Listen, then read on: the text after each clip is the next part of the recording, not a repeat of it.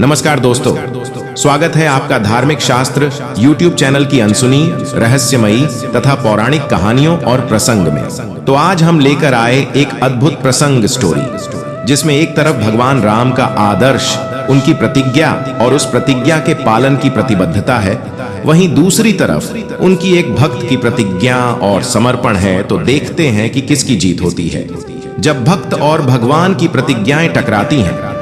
दोस्तों, ये वीडियो बहुत ही ज्यादा ज्ञानवर्धक होने वाली है, इसलिए वीडियो को अंत तक जरूर देखिएगा। तो वीडियो शुरू करने से पहले सच्ची श्रद्धा से कमेंट में जरूर लिख देना जय श्री राम, जय माता जानकी। और साथ ही मैं महादेव से प्रार्थना करूंगा कि हे महादेव, जो भी इस वीडियो को एक लाइक करके चैनल को सब्सक्राइब करेगा, उनके जीवन में सुख समृद्धि की कभी कमी ना हो। दोस्तों, आप सभी ने सुना होगा कि माता सीता के पिता महाराज विदेह जनक के एक भाई भी होते हैं, जिनका नाम कुशध्वज बताया गया है। उनकी 4 पुत्रियां, जिनके नाम क्रमशः सत्यमती, मांडवी, उर्मिला और श्रुति कीर्ति, और एक पुत्र जिसका नाम सीलनिधि था। महाराज जनक की अपनी कोई संतान नहीं थी।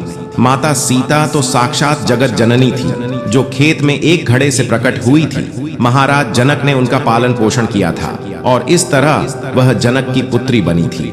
राजकुमारी सत्यमती राजा कुशध्वज की सबसे लाडली, जिद्दी किंतु अत्यंत हठी और वैष्णव अर्थात भगवान विष्णु की भक्त थी। सीता स्वयंवर में भाग लेने के लिए जब भगवान श्री राम लक्ष्मण के साथ मिथिला पहुंचते हैं, तो राज परिवार में सबसे पहले सत्यमती ही श्री राम जी को देखती है। दरअसल राम जी जनक के निमंत्रण पर नहीं, अपितु ऋषि विश्वामित्र के साथ गए थे।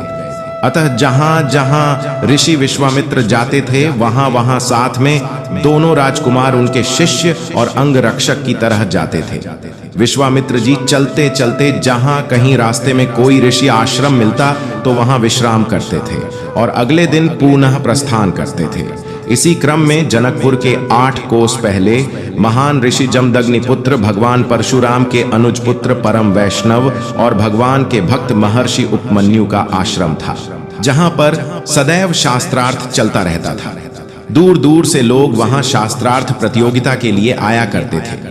महर्षि उपमन्यु के दोनों पुत्र महान विद्वान और ज्योतिष शास्त्र, विज्ञान, सांख्य शास्त्र, संगीत शास्त्र, रसायन शास्त्र और वैदिक शास्त्र में पारंगत थे। और हो भी क्यों, क्योंकि उनकी शिक्षा उनके पिता के साथ भगवान परशुराम और महर्षि अत्रि, महान विदुषी गार्गी, महान विदुषी विख्यात सती अनुसुईया जैसे विद्वानों द्वारा पूरी हुई थी। इन दोनों भाइयों को चारों वेद कंठस्थ थे, जिसमें छोटे भाई ज्योतिष शास्त्र, हस्तरेखा, मस्तिष्क रेखा, व्यक्ति की चाल, उठना बैठना, बात करने के तरीके, शरीर के 5 मुख्य इंद्रियों की गतिविधियों को देखकर उसका अगली पिछली अवस्था, बिना पूछे उसके जन्म का समय, जीवित रह क्या क्या करेगा, क्या बनेगा, कहाँ रहेगा, कैसा जीवन साथी होगा, कहाँ और किस जगह, किस प्रकार के समय पर उसकी मृत्यु होगी, अक्षरशः बता देते थे।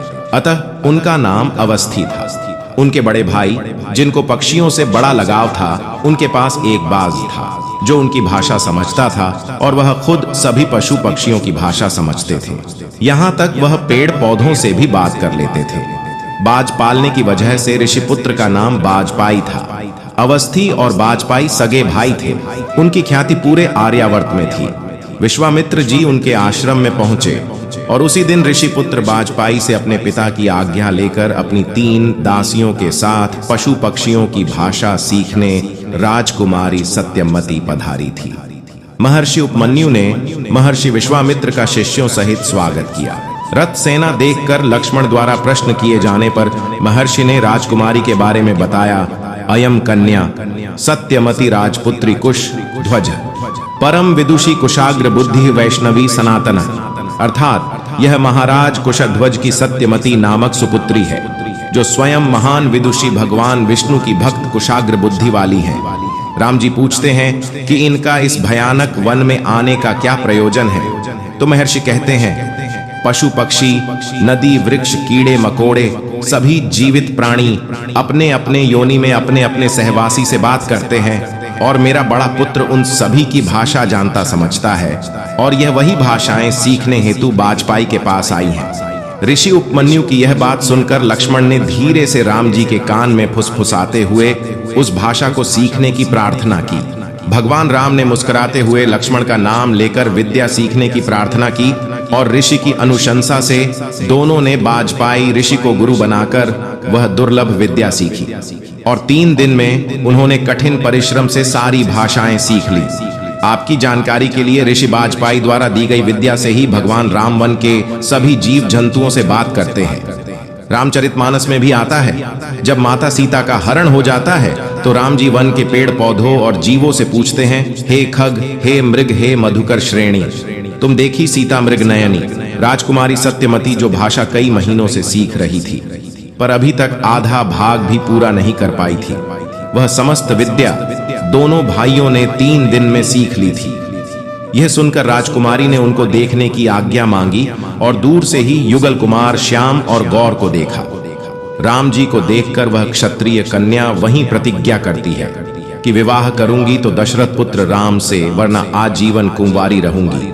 विद्या सीखने के बाद दोनों भाई जनकपुर पहुंचते हैं।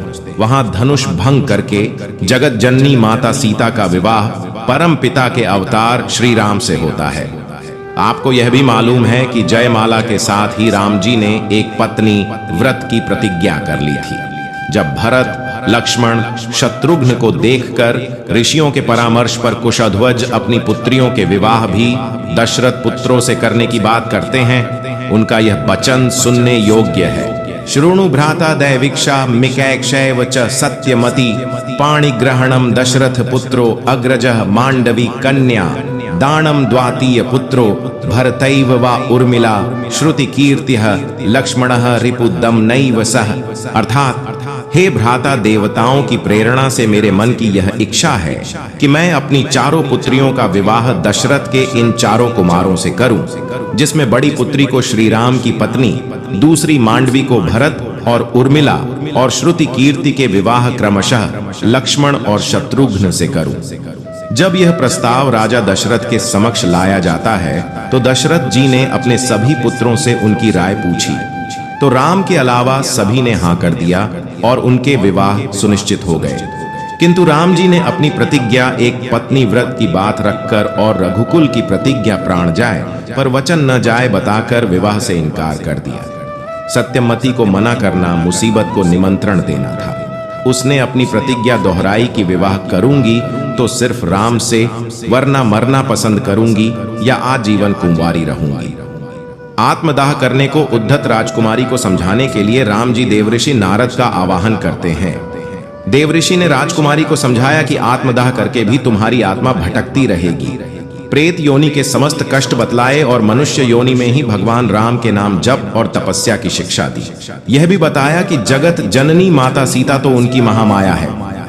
यह राम कोई मनुष्य नहीं, साक्षात परम ब्रह्म है जो अपनी माया से भक्तों को मनुष्य रूप में दर्शन दे रहे हैं। उनकी शिक्षा मानकर राजकुमारी ने बहुत सालों तक तपस्या की और एक दिन भगवान राम ने प्रकट होकर उनको वरदान दिया कि इस जन्म में वह मर्यादाएं बनाने के लिए पुरुषोत्तम के रूप में है, अतः प्रतिज्ञाबद्ध है। विवाह नहीं कर सकते किंतु आपकी तपस्या व्यर्थ नहीं होगी। अगले जन्म के द्वापर युग में तुम्हारा जन्म कुशध्वज के पुनर्जन्म में उन्हीं की बेटी के रूप में होगा और तुम्हारा यही नाम सत्या ही होगा और तुम इतनी ही सुंदर होगी। तुम मेरी सभी पत्नियों में मेरी सबसे प्रिय पत्नी होगी। राम जी के सामने ही योग अग्नि से राजकुमारी सत्यमती ने अपने आप को जला दिया। दोस्तों, फिर पुनर्जन्म हुआ कृष्ण अवतार में। वहीं सत्यमती भगवान कृष्ण की सबसे प्यारी और दुलारी पत्नी सत्यभामा हुई। दोस्तों, अब आप सब समझ ही गए होंगे कि राम जी की बहन भरत जी की सारी यही कारण ते रही कुंवारी, अर्थात भगवान श्री राम के लिए सीता जी को छोड़कर सभी समान उम्र की महिला बहन थी और साली मतलब पत्नी की बहन सत्यमती मांडवी की सगी बहन थी। इसीलिए वह भरत की साली हुई तथा प्रतिज्ञावश सत्यमती ने किसी और से विवाह नहीं किया था।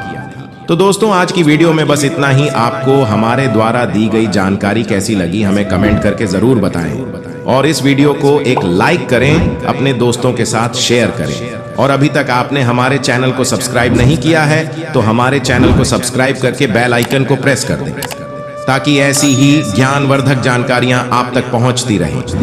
साथ ही सच्ची श्रद्धा से कमेंट में जरूर लिखें, जय श्री राम, जय माता जानकी।